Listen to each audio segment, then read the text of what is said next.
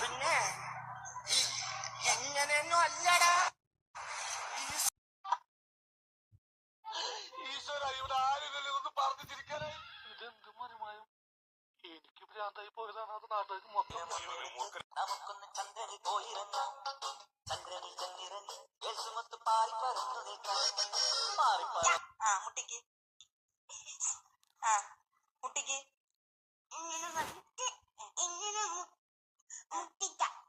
മുട്ടിക്ക്. എന്നിട്ട് ഇതുവരെ മുട്ടുന്നില്ലല്ലോ. മുട്ടാൻ പറ്റണം. ടീച്ചർ പഠിപ്പിച്ചു തന്നില്ലേ എങ്ങനെയാ മുട്ടുന്നതെന്ന്?